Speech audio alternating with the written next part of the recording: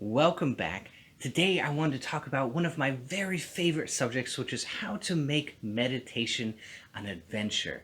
Turn it into something that we can really sink our teeth into, make our own, make it fun, make it an adventure, make it interesting every single time we sit down to meditate. So that we keep coming back, not because we should or we have to, but because we absolutely love it. And that's the kind of adventure we definitely want. So there's a lot of tools for that on this channel. I want to direct you to some of those and maybe introduce you to some of them that you haven't heard of. So let's get into it.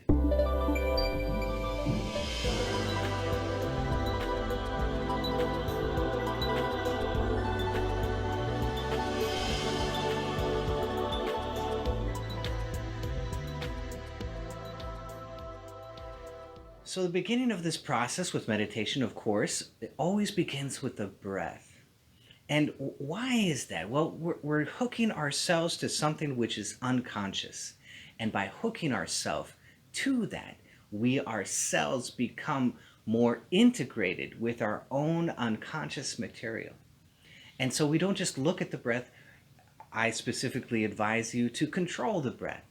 So by controlling the breath and making your out breath longer, making your breath long and under 7 breaths per minute, you will put your heart and your breath in sync, and they will begin to move together.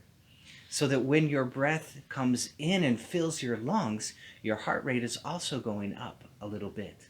And when you breathe out and empty your lungs, the heart rate is also going down. So the two have sunk together, haven't they? And so now you're actually integrating. You're becoming one, literally. So we're not just, well, I would like to become one with everything. We're not talking about it. We're actually doing it with our breath. We're creating oneness with our breath. Isn't that amazing? And so that's the very first thing that we're doing. And we're also, like I said, integrating with that subconscious material. So it's a very, very powerful process. And that's what naturally leads to the Kundalini experience, which is nothing but the ability to look inside and see your subconscious movements that the yogi will experience as if they are energy. It's the subconscious movement inside of the body. And you suddenly become aware of it because you're integrating with this subconscious material. So the breath is the first thing, right? And that will lead us very, very naturally to looking inside and noticing subtle things. Because we're used to very big things outside of ourselves, and we want every piece of information to kind of slap us across the face, right? But in meditation, we're looking for very small things, very subtle things, and that subtle thing just kind of blossoms and grows inside of us as we continue to integrate with the subconscious material. So noticing these little things is very important. So the next very big step as we are practicing heart rate variability resonant breathing is to begin to look inside and notice, is something happening?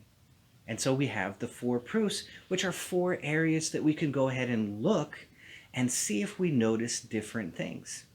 Are my hands hot and heavy? Are the lips tingling?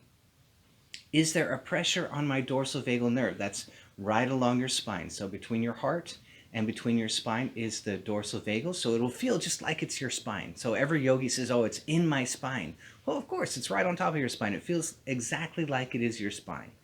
So you feel there. And is there a pressure, especially on the out breath? And if you haven't quite felt that yet, do some of the rescue breathing that I have on this channel. So we breathe in very quickly, and we breathe out very long.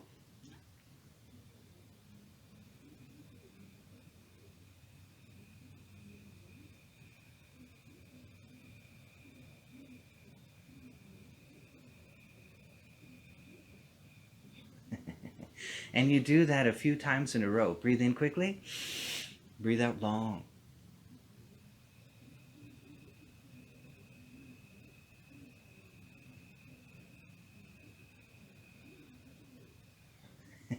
And you want to see if you can feel that pressure that's going on with the long out breath. There's this pressure going on your thoracic cavity, and it's pressing on the dorsal vagal nerve, which is right along the spine. Can you feel that? Can you feel some of that tingly pressure kind of feeling? It's like a, oh my goodness kind of joy. It's very interesting. So you want to notice that. Do I notice any of that? And then last, as we sit very still, as we're doing all of this and our hands get hot and heavy, do we also notice that parts of the skin begin to tingle? And it's going to be different areas for different people because it depends on which part of your body relaxed the most first. So sometimes your hands might tingle. Some people, their face might tingle. Some people, their chest or their legs might tingle. It really depends on what part of the body is relaxing the most for you first. That's the part that will most likely tingle first. The next thing that we can really do to make this an adventure is to look at the bliss videos that I have. So I have a number of bliss, and this is the body bliss. And before you say, oh, well, I'm not interested in body bliss, I would rather have the very big bliss. Well, I totally get that. But let's start with the body bliss. Let's make sure that that part of the brain is active in meditation and it's working correctly. Because when this body bliss gets really, really big, it will overcome your psychology and it will put you into a very, very deep state. Because it just washes everything out because it's so much bliss. And I encountered this very early when I was practicing the 5 breath states. And I thought to myself, this isn't quite what I was looking for in the end, but you know what? This is a lot. I could live with this for the rest of my life. This would be great. And of course, I didn't stop there, but it's so wonderful that body bliss. It's so wonderful that it can be very fulfilling. And that's very powerful, especially for your meditation and your desire to come back to it and your psychology. It's going to wipe out, clean through your psychology so things don't bother you. The world can be going amok. Things can be blowing up, and you're just content because you're learning to be self-reliant. You're learning to be at cause. You're learning to be at home inside of yourself. And that's a glorious benefit of meditation. Now, I mentioned the 5 breath states. That's another adventure you can plug yourself into. You can begin to check and see if the turbinates inside of your nose have begun to withdraw, which is what they do when they're in the opposite of a stress state. So when you're in a stress state, they cringe and they close down the nose to protect you. And when you're in a parasympathetic state, they open up more and more and more. And the airway gets bigger and bigger. And so that's what the 5 breath states are about. They're how deep am I into that parasympathetic? And it's something very subtle, again, but it's very dynamic because it's showing you how deep you are going into the parasympathetic state. So it's very valuable, very wonderful, and an adventure. It's fun to check your nose. Did I feel something? I'm not sure. It's different than it was before. Forrest said if it's different, that means I'm doing something right and I'm creating change in my meditation. This is powerful because now we've created a biofeedback loop and we're actually interested in finding something new and interesting in our meditation. Now, if you have all of that, well, then the next step becomes, can I get into the tranquil breath? I have a tranquil breath training, right? Can I get into the tranquil breath? It's a very subtle breath. It's a very shallow breath rate. When the chest stays stationary, we don't use our chest to breathe that much. It just maybe a hair, but not this much. We don't want to breathe in this much, right? So we learn to isolate the chest, and that helps us sit very still. It helps us go deeper into the freeze response in meditation. We do a lot of diaphragmatic breathing down into the lower belly. And as we learn to do that more and more, the body becomes more and more still, and we enter into that glorious freeze response because of our activation of the dorsal vagal nerve. Specifically, that part of the parasympathetic system. So we have a ventral vagal nerve in the front, we have a dorsal vagal nerve in the back, and that's the one we want for this very deep freeze response in meditation. as that washes over us, we get into the tranquil breath. They kind of coincide. Is it the tranquil breath first or the freeze response first? They kind of do this, and then they just match up and they sync beautifully. So, can I get into the tranquil breath? How deep can I get into the tranquil breath? There are layers to the tranquil breath. So when we notice that our breath has dropped down into that very shallow breath rate, that's the beginning of the tranquil breath. And it goes down deeper and deeper. We go into this lower and lower idle state. And that's all it is. It's just a low idle state. Having your body, you pull up to the stop sign and the engine stops revving, right? We don't have to push the grass as we stop at the stop sign, right? When we're driving our car. We just sit there and the motor kind of puts along. And so that's what we're looking for. We're looking for a slow putt, idle state in meditation. That's what makes it work. And that silence of the body helps to silence the mind. And then we begin to notice more and more of these subtle things inside of ourselves. So there's a training on the tranquil breath, which I would love for you to see because it's everything that you need to know about the breath and how to enter into the tranquil breath. And once you have the tranquil breath, you have solved the riddle of breath. There's no more riddle of breath for you. You understand it. If you can get into the tranquil breath again and again, maybe not every time you meditate, but you can do it more than once, then you're proving to yourself that you have solved the riddle of breath. It's done. There's no more riddle. You don't have to, it's nothing to figure out. It's done, all right? And then if we can do that, can we get into the very big bliss, right? So I have a training on the very big bliss, right? And then it has to do with the left amygdala. And the first place that the left amygdala is projected into the body is the heart chakra, right? And so that's the place that we want to blow up. But first we have to blow up the lower centers, get past those, and we have to have a roll up.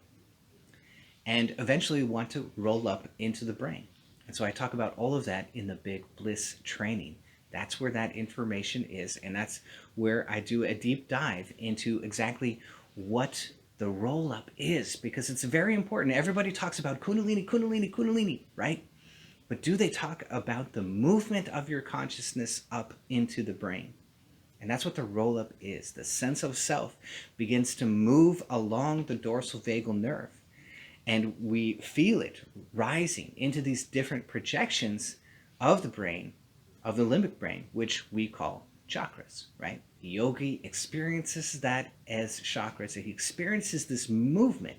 That's something that nobody quite talks about, right? Nobody talks about, well, moving your consciousness. Not that much, not really. Not really like they own it, right? But this roll up, that's what it is. We're moving back into the brain. There's this movement back home into the brain. So it's a beautiful, beautiful thing. And I would love for you to understand that, because understanding that sense of being lifted up, right? I was lifted up in spirit. It's very valuable to understand that and to notice that in your own meditation. Because once you have the freeze response, once you have the tranquil breath, and once you have the roll-up, you have what I call the three essentials. The three essentials. Those are the three essential things that we really, really, really need for extremely deep meditation. So that's what we're looking for. That's what this whole process was for, that we were doing, was to get those three essentials. The tranquil breath, the freeze response, and the roll-up into the brain. So you want to understand all of that. So that's a big adventure. And if you can accomplish all of that, oh my goodness, you have accomplished meditation like nobody's business.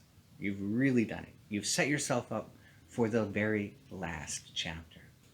The last chapter is absorption and samadhi. And I've been writing about that on Patreon. I hope you'll join me there.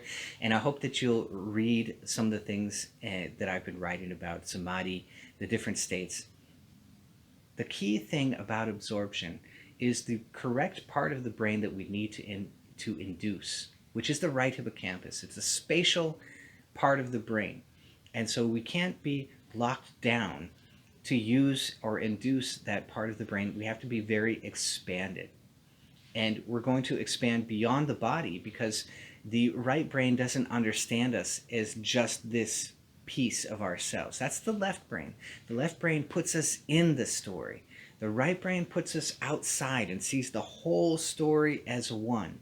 And so we have to begin to induce that part of the brain in order to enter into absorption and samadhi. That's what it's really all about, is that part of the brain, inducing that part of the brain. Now, people get a little confused when I say that. They say, well, are you saying that God, is your brain? No, I'm saying he's in your brain, and there are certain houses in your brain which are very important for the process. And so if we want to be in that process, it's helpful if we understand these parts of the brain and use them, induce them purposefully, not by accident or it just happened, but I induced it on purpose and it worked. So that is the grand, beautiful adventure of meditation. And I thank you all so much for joining me on it. If you love this video, be sure to hit that bell down below so I can see all of you.